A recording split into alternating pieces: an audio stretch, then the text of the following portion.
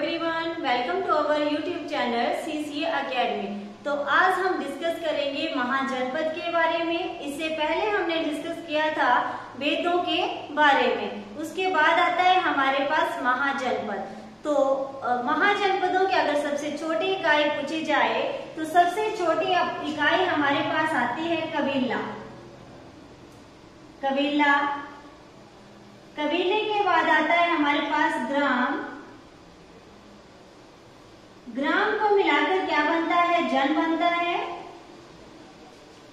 जन को मिलाकर हमारे पास जनपद बनता है और जनपदों को मिलाकर हमारे पास महाजनपदों का उदय होता है। महाजनपद।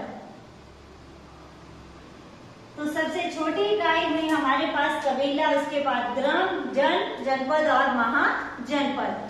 अब हमारे पास टोटल कितने महाजनपद थे? तो संख्या में पूछा जाए टोटल महाजनपद कितने हैं, तो हमारे पास थे 16 महाजनपद। उन 16 महाजनपदों में जो 14 महाजनपद थे वो राजतंत्र थे और जो 2 ऐसे जनपद थे जो गणतंत्रीय राज व्यवस्था उनमें थी। गणतंत्रीय व्यवस्था वो कौन कौन से थे? बज्जी और मल।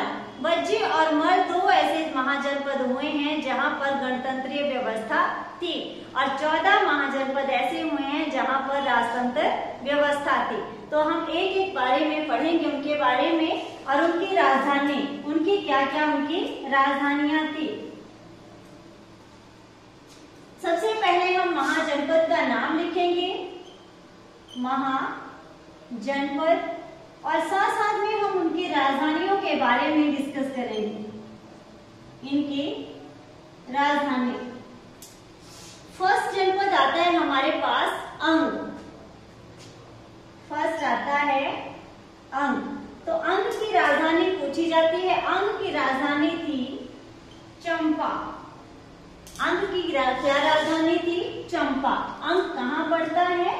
बिहार में। नेक्स्ट है इसके पास दूसरा महाजनपद था जिसका नाम है मगध। मगध। मगध जनपद की राजधानी क्या थी? जो मगध महाजनपद था उसकी 2 राजधानियां थी, एक राजगृह और गिरिव्रज। राजगृह और गिरिव्रज। अगर पूछा जाए कि 16 महाजनपदों में सबसे शक्तिशाली महाजनपद कौन था तो उसका नाम आएगा हमारे पास मगध महाजनपद। अब थर्ड की बात आती है, तीसरे नंबर पर है काशी। तो काशी की राजधानी क्या थी? वाराणसी। काशी की राजधानी है वाराणसी। नेक्स्ट है इसके बाद वत्स। वत्स की राजधानी है कौशाम्बी।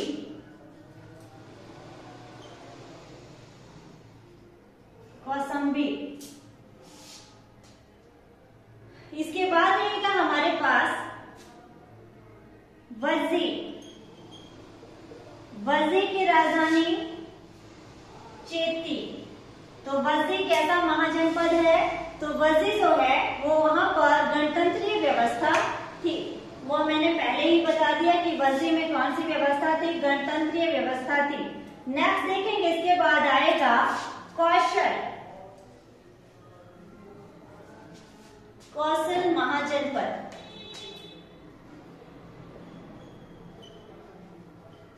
कौशल की राजधानी रहेगी श्रावस्ती। तो श्रावस्ती में पहले भी मैंने कुछ बताया था कि महात्मा बुद्ध ने यहाँ पर सबसे ज्यादा उपदेश दिए थे। महात्मा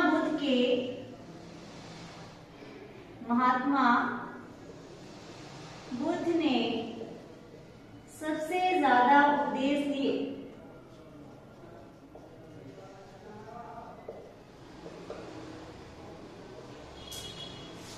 अब है इसके बाद कौशल के बाद आएगा हमारे पास अवंती। अवंती की राजधानी क्या रहेगी? उज्जैनी।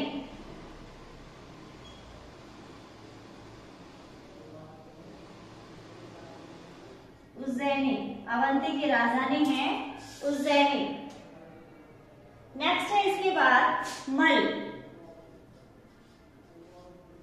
मल की राजधानी रहेगी कुशावती।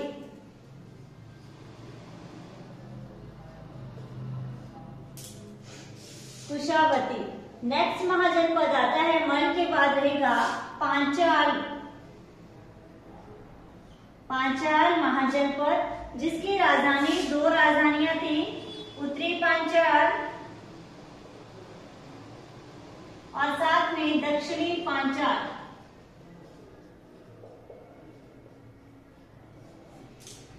ये थी पांचाल की राजधानी। नेक्स्ट आएगा इसके बाद हमारे पास चेती। चेती की राजधानी रहेगी शक्तिमती।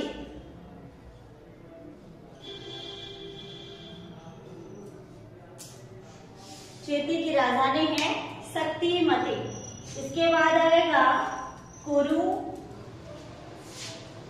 कुरु महाजनपद,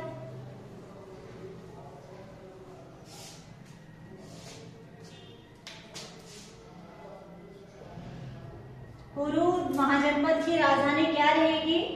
तो कुरु की राजधानी रहेगी इंद्रप्रस्थ।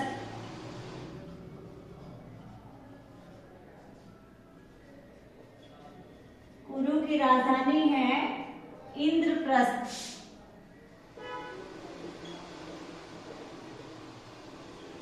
कुरु के बाद रहेगा मत्स्य। मत्स्य की क्या राजधानी रहेगी? विराटनगर। विराटनगर। नेक्स्ट है हमारे पास, मत्स्य के बाद रहेगा कंबोज। कंबोज की राजधानी रहेगी हाटक। कंबोज की राजधानी है हाटक। कंबोज के बाद रहेगा सूरसेन। सूरसेन की राजधानी है मथुरा।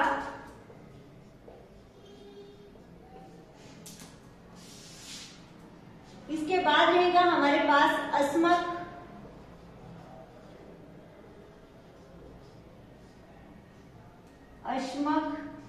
अस्मक की राजधानी है कोटन।